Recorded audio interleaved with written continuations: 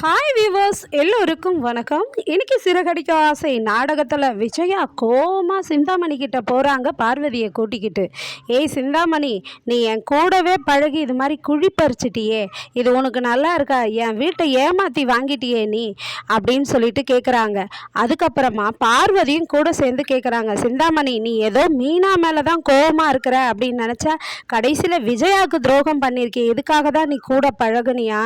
எல்லாருடைய பாவமும் உன்னை சும்மா விடாது சிந்தாமணின்றாங்க. உடனே சிந்தாமணி சொல்கிறாங்க, நான் என்ன பண்ணுவேன்? ஏய் ரொம்ப அதிகமாக பேசாதீங்க, 38 லட்சத்தை கொடுத்துட்டு நீங்கள் எப்போனா போங்க உங்கள் வீட்டை திரும்பி வாங்கிக்கிட்டு அப்படின்றாங்க.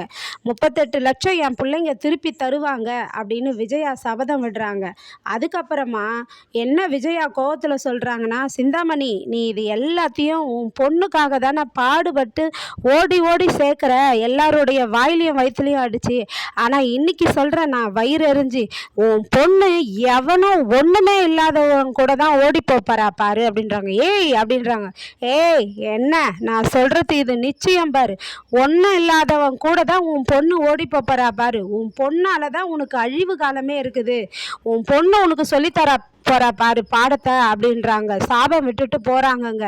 அதுக்கப்புறமா ரவி மாமனார் என்ன சொல்கிறாருன்னா, சேட்டா நீ எனக்கு புள்ள மாதிரியா அப்படின்றாரு. உடனே நான் சொல்கிற ஒரு ஐடியா இருக்குது, அதனால் நீயும் ஸ்ருதியும் கேளுங்க, நான் உங்கள் கடனை அடைக்கிறதுக்காக 10 லட்சம் ரூபாய் நான் தரேன் அப்படின்றாரு. வேண்டாம் அங்கிள்னு சொல்கிறாரு ரவி. அதுக்கு அவர் என்ன சொல்கிறாருன்னா, ஸ்ருதியை நாங்கள் எப்படி என் பொண்ணு இல்லையா, ஸ்ருதி எப்படி அது போல தான் நீ எங்களுக்கு புள்ள மாதிரி, அதனால தான் 10 லட்சம் ரூபாய் நான் தரேன், உங்கள் வீட்டு கடனை அடைங்க அப்படின்றாரு. சொல்லிட்டு ஆனால் ஒரு கண்டிஷன் நாங்கள் வைப்போம், அந்த கண்டிஷனுக்கு நீ உள்பட்டாகணும் அப்படின்றாரு ரவி கிட்ட. என்ன கண்டிஷன் சொல்லுங்க அங்கிள்னா, அதாவது நீங்கள் இனிமேல் இந்த வீட்லேயே தங்கிடணும், ஸ்ருதியும் நீங்களும் எங்கள் கூடவே இருந்துடணும் அப்படின்றாரு. உடனே இவருக்கு ரவிக்கு கோவம் என்னை காசு கொடுத்து விலைக்கு வாங்க பார்க்குறீங்களா அப்படின்னு சொல்லி கோவமாக பேசுகிறாரு. பேசிட்டு நான் அது மாதிரிலாம் இருக்க மாட்டேன்ட்டு போய்டுறாரு. இப்போ இல்லை நீங்கள் நல்லா யோசிச்சுட்டு சொல்லுங்க அப்படின்றாரு. அதுக்கப்புறம் பெட்ரூமில் ஸ்ருதி கேட்குறாங்க, ரவி நீ கோவப்படாத ரவி, நம்ம நல்லதுக்காக தான் எங்கள் அப்பா அதெல்லாம் சொன்னார், ஆனால் நம்ம 10 லட்சம் ரூபாய் வாங்கி அந்த கடனை அடைச்சிட்டு நம்ம இந்த வீட்டில் இருப்போம், அந்த 10 லட்சம் ரூபாவை நம்ம திருப்பி தர வரையும் அதுக்கப்புறம் இருந்துட்டு அந்த காசை கொடுத்துட்டு நம்ம இந்த வீட்டை விட்டு போயிடுவோம், இது ஒன்றும் நிரந்தரம் இல்லையே, நம்ம நல்லதுக்கு தானே சொல்கிறாங்க ரவி, நமக்கு என்ன பெனிஃபிட் இருக்கோ அதை தானே நம்ம பார்க்கணும் அப்படின்றாங்க ஸ்ருதி. அதுக்குன்னு நான் எங்கள் வீட்டோட மாப்பிள்ளையாக இருக்கவா அப்படின்னு சொல்லி கேட்குறாரு. நான் உன்னை கட்டாயெல்லாம் படுத்தலை ரவி, உன்னுடைய என்ன சுதந்திரமோ அதுதான் எனக்கு தேவை, உன்னுடைய டிசிஷன் தான் தேவை, நான் இப்போ ஏதோ உனக்கு சஜஷன் சொல்கிறேன், ஆனால் முடிவு உன்னோடது தான், உன் பக்கம்தான் நான் இருப்பேன் என்ன முடிவெடுத்தாலும் அப்படின்னு சொல்கிறாங்க ஸ்ருதி. இதை கேட்டுட்டு என்ன சொல்கிறாருன்னா, ரவி அவங்க வீட்டில் சொல்கிறாரு, அவங்க அப்பா கிட்டேயும் அவங்க அம்மா விஜயா கிட்டேயும் அண்ணாமலை கிட்ட முத்து மீனா கிட்ட எல்லார்கிட்டேயும் சொல்கிறாரு.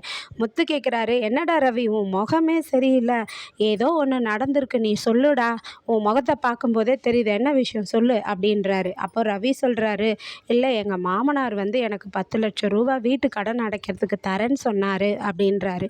உடனே விஜயாவா, பரவாயில்லையே நல்ல மனசு தாண்டா அவருக்கு, என்ன தான் அப்படி இப்படின்னு பேசினாலும் உன்னுடைய நல்லதை நினச்சிருக்கிறாரு, இவ்வளோ நல்ல மனசுக்காரரா அவர் அப்படின்றாங்க. உடனே அண்ணாமலை சொல்கிறாரு, விஜயா கொஞ்ச நேரம் பொறு, அப்படி ஒன்றா அவங்க மாமனார் சாதாரண ஆள் கிடையாது, அவன் எல்லாத்துலேயும் பிஸ்னஸ் பேசுகிறவன், ஏதாவது ஒரு செக் வச்சுருப்பான், இரு கேளு ரவி சொல்கிறதன்றாங்க. அப்புறம் ரவி சொல்கிறாரு, என்னை 10 லட்சம் ரூபாய் தரேன், ஆனால் நீங்கள் இந்த வீட்லேயே தங்கிடுங்க நீயும் ஸ்ருதியும் அப்படின்னு சொல்கிறாரு. அப்படின்னு தான் முத்து உடனே, ஏய் உன்னை வீட்டோட மாப்பிள்ளையாக கூப்பிட்றாங்களா அப்படின்னு சொல்லி கேட்குறாரு.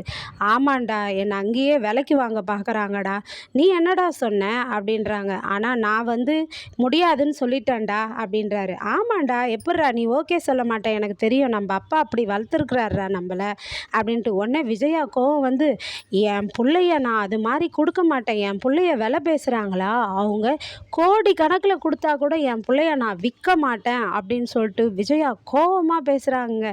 இன்னைக்கு இந்த கதை இன்னையோட இந்த இடத்துல முடியுது. நாளைக்கு மீண்டும் தொடர்ந்து காத்திருப்போம். நன்றி, பாய்.